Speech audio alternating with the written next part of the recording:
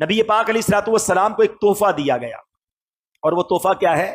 نماز کا تحفہ دیا گیا۔ اچھا، نماز کی اہمیت کو سمجھو، اور احکام جو ہے نا شریعت کے، وہ زمین پر جبریل امین لے کر آئے۔ حج، روزہ، زکوٰۃ، بہت سارے احکام وہ آسمان سے جبریل امین آتے تھے، مگر نماز کی اہمیت سمجھو کہ نبی پاک کو عرش پر اور اس کے بھی آگے بلا کر یہ تحفہ دیا گیا۔ یہ تحفہ وہاں دیا گیا تاکہ اندازہ ہو کہ اس کی اہمیت کیا ہے۔ مگر جب میرے آقا واپس آ رہے ہیں تو حضرت موسیٰ علیہ الصلوۃ والسلام سے ملاقات ہوگی کہ اے محمد صلی اللہ علیہ وسلم، رب کی بارگاہ سے کیا لائے ہو؟ پیارے آقا فرماتے ہیں کہ مجھے 50 نمازیں میری امت پر فرض کی گئی ہیں۔ حضرت موسیٰ کہتے ہیں اے محمد واپس جائیے، کم کروا کر لائیے، میں نے بنی اسرائیل میری قوم کو دیکھ لیا ہے، یہ 50 نہیں پڑھ سکیں گے۔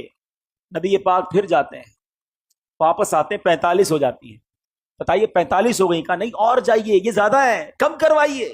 پھر جاتے ہیں، 40 ہو جاتی ہیں، پھر جاتے ہیں 35 30، آپ عرض کرتے رہے، پیارے آقا جاتے رہے۔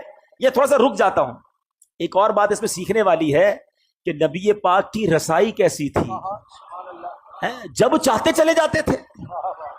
یہ ایک بار جانا نہیں ہوا، کسرے دنا تک کس کی رسائی، جاتے یہ ہیں، آتے یہ ہیں، پھر جاتے یہ ہیں، آتے یہ ہیں۔ یہ کیسا کنیکشن تھا، یہ کیسی اجازت تھی۔ اچھا، ایک اور عشق والی بات علماء کہتے ہیں کہ حضرت موسیٰ نے ہمارا تو بھلا کیا ہی کیا، اپنا بھی ایک بھلا کیا تھا۔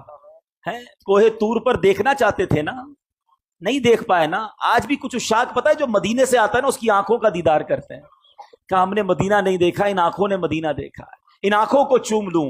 حضرت موسیٰ پیارے آقا کی ان آنکھوں کو دیکھنا چاہ رہے ہیں۔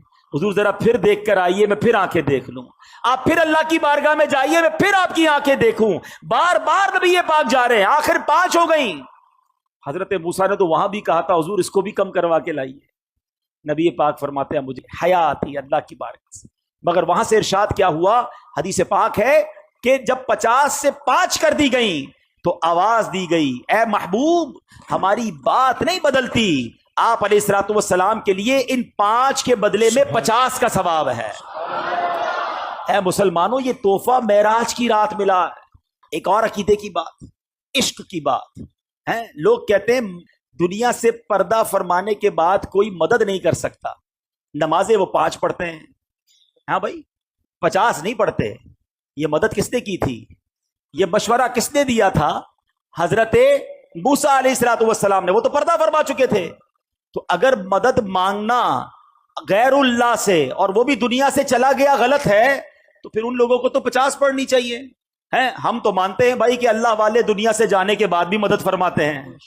تو اب یہ سمجھنے والی بات ہے کہ یہ احادیث میں ہے، اللہ کے حبیب فرما رہے کہ مجھے حضرت موسیٰ نے کہا کہ جائیے واپس عرض کیجئے، تو اس کا مطلب یہ ہوا کہ اللہ کے نیک بندے اور انبیاء تو سبحان اللہ، انبیاء، صحابہ، اولیاء اللہ کے کرم سے یہ دنیا سے پردہ فرمانے کے بعد بھی مدد کرتے ہیں۔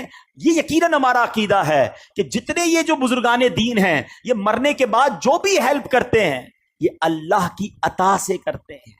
یہ ہمیشہ یاد رکھیے، بِإِذْنِ اللہ، اللہ انہیں یہ پاور دیتا ہے اور وہ رب کی عطا سے کسی کی مدد کرتے ہیں۔